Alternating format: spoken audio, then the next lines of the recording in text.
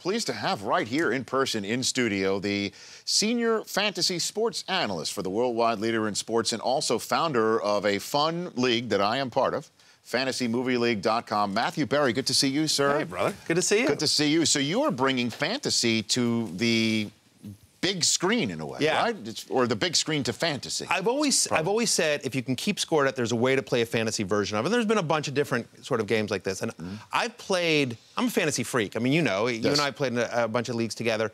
And so I've played fantasy movies with my buddies for a number of years. Just we've kept it on an Excel spreadsheet kind of thing. And so finally the idea was we had so many people asking, hey, can we play? Can we join? And like at some point the Excel spreadsheet gets too big. Right. So we said, well, let's put this online and see if people are interested in it. And so the response has been great so far. And so basically what it is you are trying to predict how much a movie is going to make in one single summer box office weekend. Sort of. The idea is like you have your own fantasy movie theater. Like you have 8 screens. Yes. And so the idea is that much like a real life movie theater, you program real life movies at the box office for your fantasy movie theater. And how much money they make at the box office is how much money your fantasy movie theater makes.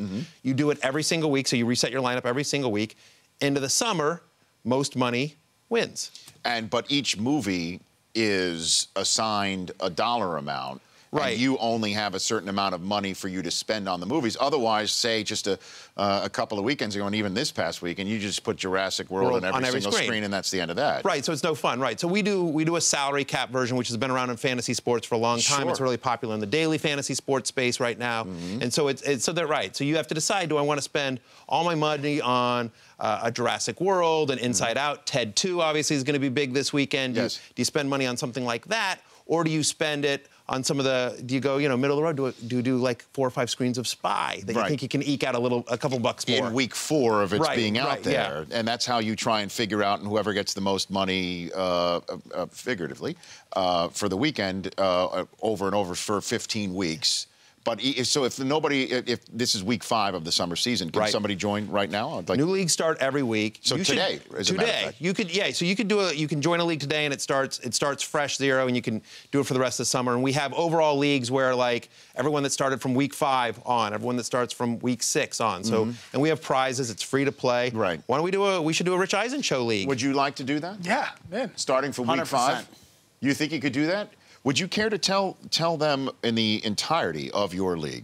You have about over 8,500 people currently in everything right now, where a certain host of the Rich Eisen show currently resides. Top, like just put it in a certain number. Top what out of how many right now? You are, and by the way, this is the first in my life, right? So I've been interviewed a lot over my career. This is literally the first time in my career that I've been asked to be on a radio show, and I believe the whole purpose, a TV show, I think the whole purpose, I think the whole purpose you have brought me on the air is literally so I can tell your audience that you are top 10 in the world at Fantasy Movie League. You are crushing this like a great. Now look, there is an I in Rich and Eisen, and it is called the Rich Eisen Show, Matthew Berry. But that's not the reason why I had you on. This is a fun league. You have been kind enough. You were on the podcast version of the show, which between NFL Media Group and the worldwide leader in sports, it was almost like trying to solve the Middle East peace crisis to get you on that show. It only took 8 billion emails. It did, and then you did appear. Right. So I'm here to support anything that you do. You're a good guy. I follow you on Twitter at Matthew Berry TMR. And also to have you on the show to talk about how great I am doing in this league. It's unbelievable, because it's weird, because you're not that great at fantasy football. So now hold on a second. Shots fired. Now just wait a gosh darn moment. Careful how you respond to this, because I have text messages from you, my friend. You're not terrible at it. I'm just saying you're not, for somebody that's as knowledgeable with the NFL as you are, and you're extremely knowledgeable. Right. You are okay to good at fantasy football, but what's amazing is you are great at fantasy movie league. What can I tell you? Maybe I've got some inside information. Yeah, Matthew, what's the PED policy in fantasy movie league? Is there a performance enhancing? The PED policy in fantasy movie is like, we're all for it. Whatever you can do to enhance your performance, we're good with it. So the reason why I also wanted you to say that is in case you did do what you just did, which is invite the Rich Eisen show to create its own league and have a competition to look at the guys who I knew would jump in and say, absolutely, I'll do it, and ask them man to man, face to face, eye to eye, do you really want a piece of this? Do you really want a piece of this? Well, and are by you going to this, I mean this. Are you going to continue with your Ivan Drago-esque training for this league, or are you going to go Rocky Balboa like Law and Me? All natural. See, they went movie ideas and concepts. See, they're getting into they're already getting into it now. But they also haven't seen anything. Right, they went old. They went like 30 years ago movies. No, honestly, I'm outright accusing you of cheating. You think Citizen Kane is about Patrick. Oh, come on. That's the Kane you think. It's not about a Chicago Blackhawk. I want to know I'm not walking into a trap here like Jon Snow. I want to know this is on the level. What is on the level? This is 1 versus 1, mano a mano. That I have no, like, you're not going to go seek out information on the internet? No. You're just going to... I'm a man. I'm true to my word. You're just going to pluck out of... Excuse me. This is what your book's about, too, right? This is what your best-selling... This is what your New York Times best-selling book of...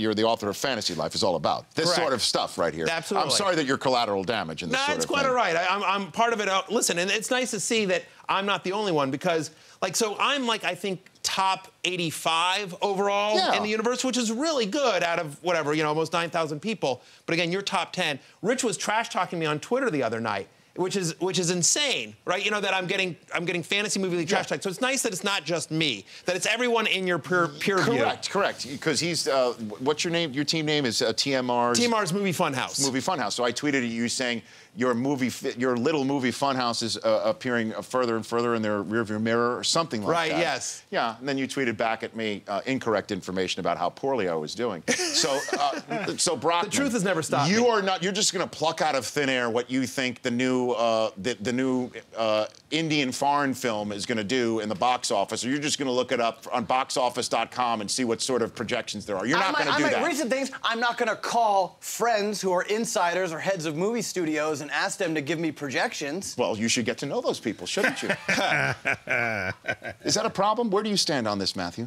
Absolutely. I think any types of research, whether it's fantasy, football, fantasy, movies, what have you, whatever kind of research, like, I text players, I text coaches, I'm sure you do that as well. Like, any inside information helps. What you find, though, is it doesn't matter how much inside information you have. Like, it's still...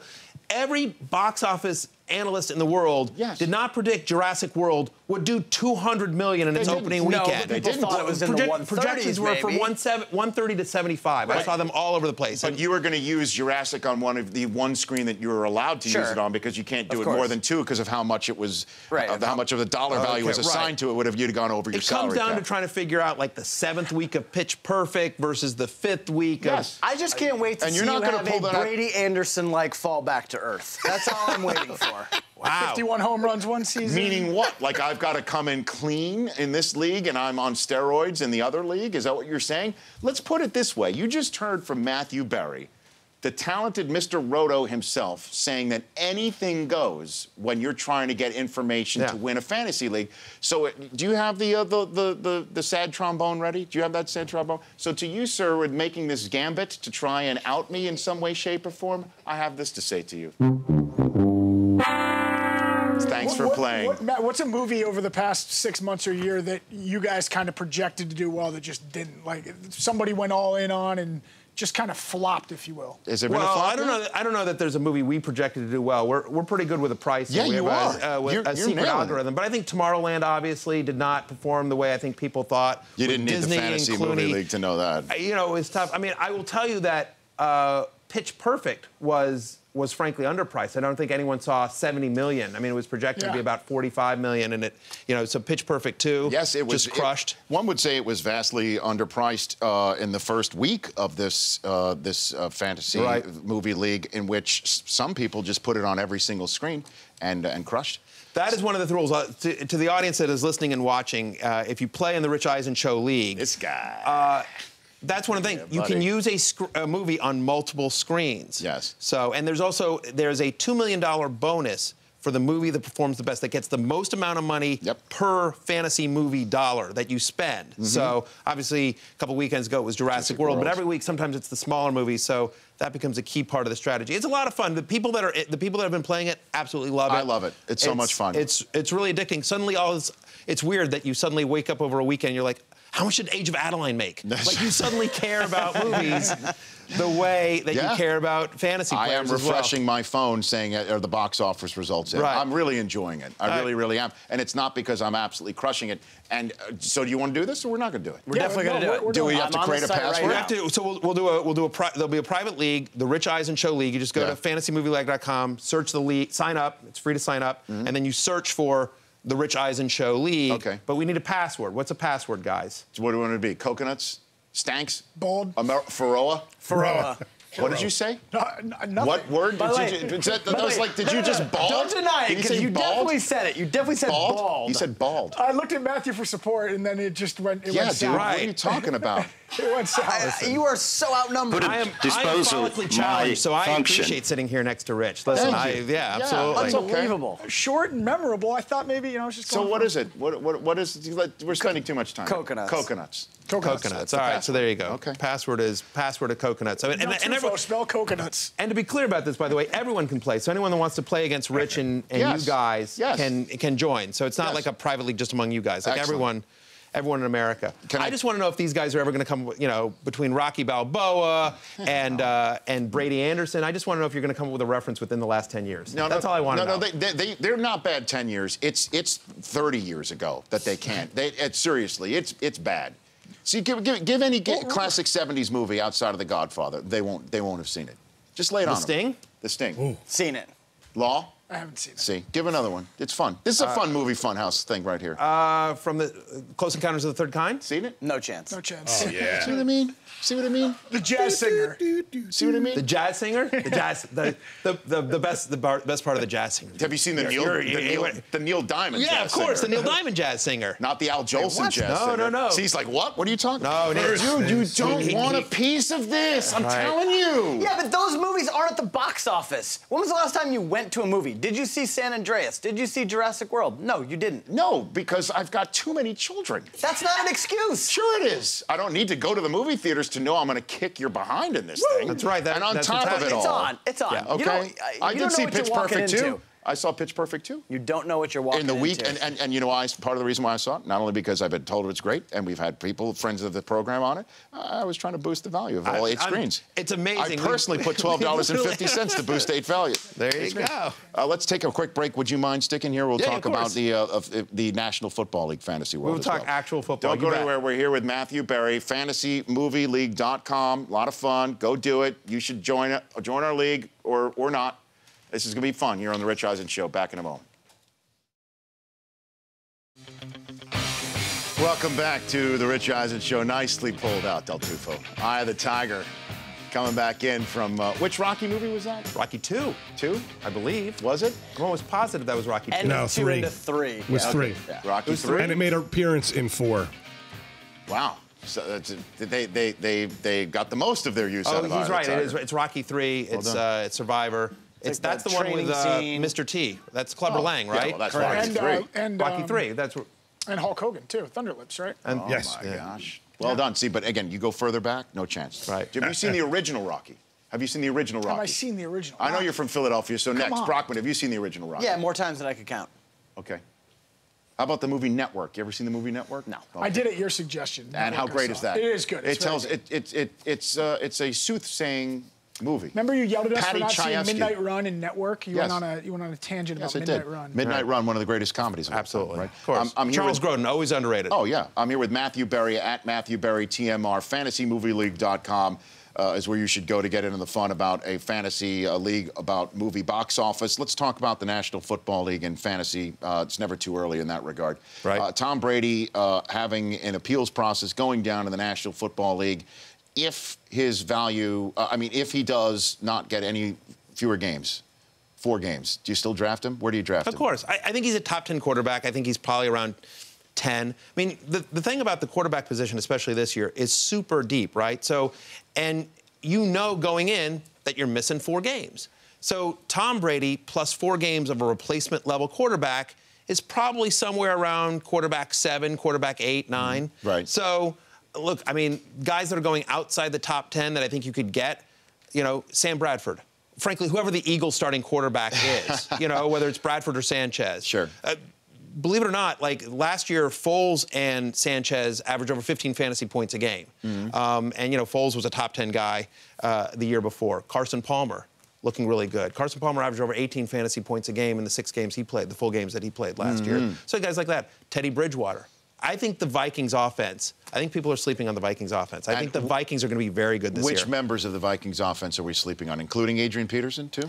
Yeah, I mean, I think there's some questions about Adrian Peterson, obviously, and to me, the questions about Adrian Peterson are all off the field. There shouldn't be any questions about him on the field. But he's been off the field for almost a full calendar year. He's just going to be the same guy as soon as he steps back in? I believe so. Consider this about Adrian Peterson. Okay, so last year, behind a makeshift offensive line, right, Jerick McKinnon and Matt Asiata combined to be a top 10 fantasy running back. And then you think about how Minnesota's offense was last year, first year of Norv, and Norv goes into the season thinking his offense is going to be one thing. Then he loses Matt Castle, and he has to start Bridgewater probably sooner than he wanted to. He was expecting Cordero Patterson to learn how to run a route. That didn't happen. That did not. Kyle Rudolph goes down. Then he loses Adrian Peterson. Like, that offense didn't look anything like what he had planned all offseason. It was constantly in transition. They finally find Charles Johnson, you know, towards the end of the season. Now you've got Bridgewater established second year of Norv's offense. They add Mike Wallace. They've got Charles Johnson. Maybe they get something out of Patterson. Who knows? Now you've got Peterson. I think the offensive line has improved somewhat. They get Kyle Rudolph back.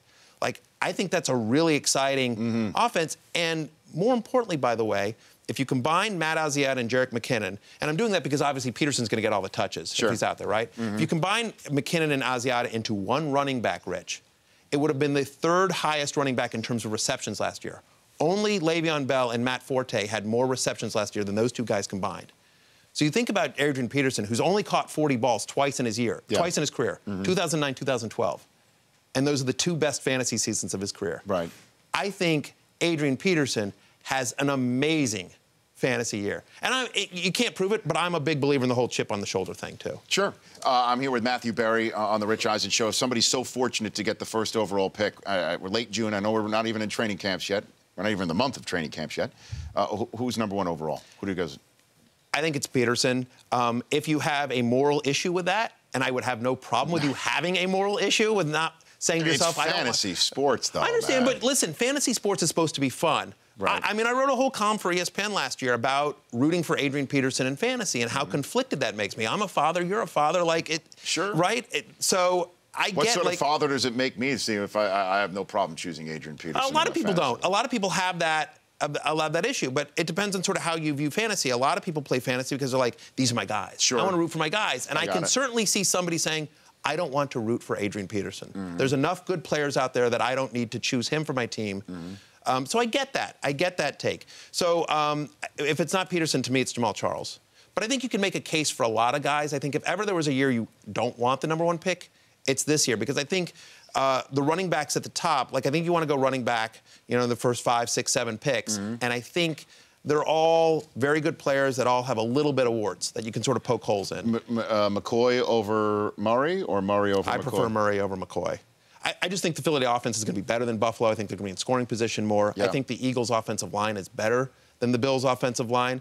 I have a column coming out on ESPN.com called 100 Facts You Need to Know Before You Draft. And people don't realize this. Last year, as great as the Dallas Cowboys' offensive line was, and it was great, the Philadelphia Eagles' offensive line actually averaged more rushing yards before contact than the Cowboys' offensive line last year.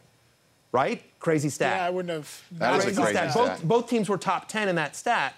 But my point is like, I think people think Murray going to Philadelphia is a downgrade for him, and I don't think it is. Like, I think Ryan Matthews there actually helps him. So there's a better chance that he doesn't get hurt because he doesn't have to carry the load as much. I think that offense scores just as much as Dallas, so I prefer Murray over McCoy. Which rookie got drafted that you think people should file away in their minds if that guy's available in mid-rounds you go take?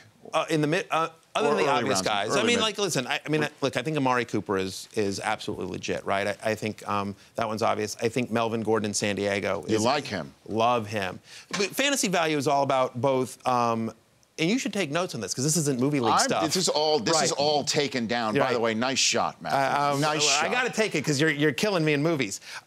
So, like, yeah, Melvin, fantasy value is about both talent and opportunity. Yes. And of all the rookies, he's got the clearest path. Like, there's, Ryan Matthews no longer there. It's like, it's Brandon Oliver, it's Danny Woodhead. Melvin Gordon's going to be the guy. And that's an offense. I mean, McCoy they want to run the ball. San Diego wants to run the ball. So I think Melvin Gordon, top 15 fantasy running back, especially because Gurley, we don't know if he starts the season on the physical unable to perform list. Right. I'll give you one other rookie that I really like a lot, and that's Nelson Aguilar in Philadelphia.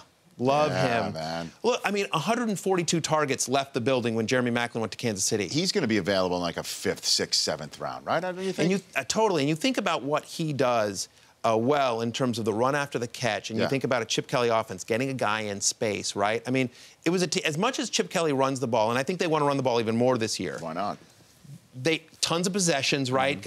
And I think last year they were top 5 in pass attempts. I think they'll easily be top 10 in pass attempts. Right. And they can't all go to Jordan Matthews. So you're looking at a talented rookie with not a lot of competition for snaps that's going to get the ball a lot. And I think he's going to be this year's Kelvin Benjamin. And by that, I mean, obviously very different players. But last year, everyone was talking about Sammy Watkins, Brandon Cooks, Mike Evans in the preseason. Benjamin was somewhat of an afterthought. He ended up being just as good a rookie wide receiver as any of them, with the exception of Odell Beckham, obviously. So you're in the Stern League, right? I am.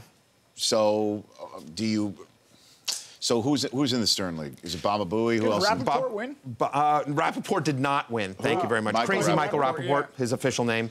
Gary Delabate, Baba Booey's in it. Right. John Hine, Right. JD.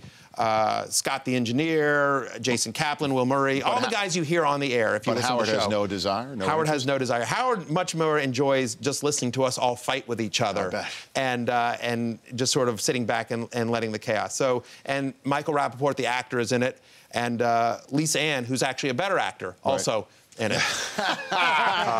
Nicely Take done. that, Michael Rappaport. She retired. I like that. She did retire, yes. I got one for you, because Jimmy Graham last year was going as high as 6, 7 in a lot of leagues. He's in like the third, fourth round in a lot of projections this year. Is that where you value him at, or what do you think with the change? I think lower 4th round. To me, the difference between Jimmy Graham, it used to be Jimmy Graham and Rob Gronkowski, and now it's Rob Gronkowski and then everyone else. And I think Graham's in that tier. He's still my number 2 tight end, but he's much closer to a Greg Olsen, to a Travis Kelce, because he's going from the Saints, obviously, to the Seahawks. And, last year, Pete Carroll came within one play of winning his 2nd Super Bowl by throwing the ball the fewest times in the NFL. No team attempted fewer pass attempts last year than Seattle, and I don't see them changing their offensive philosophy that much. They're still going to run the ball and play great defense. And so maybe it helps out Russell Wilson a little bit in the red zone.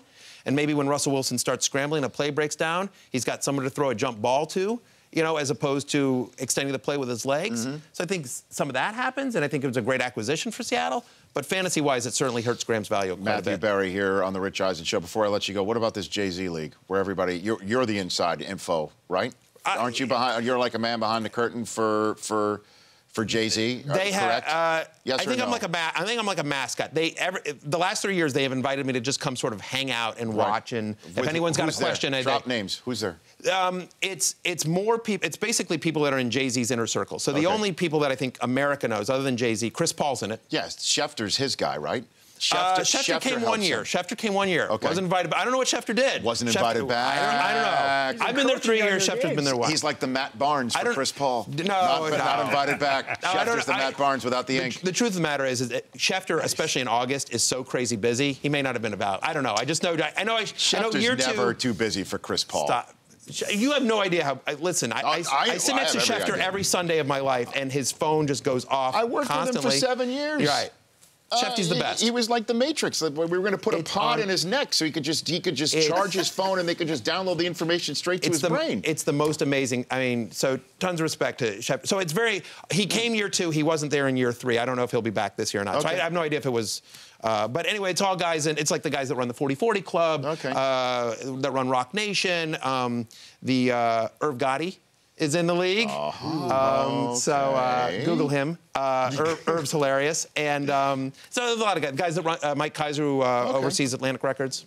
All right. Bunch of ballers. FantasyMovieLeague.com. Go play it. Today is the first day you could start for week 5 of the Fantasy Movie League summer season.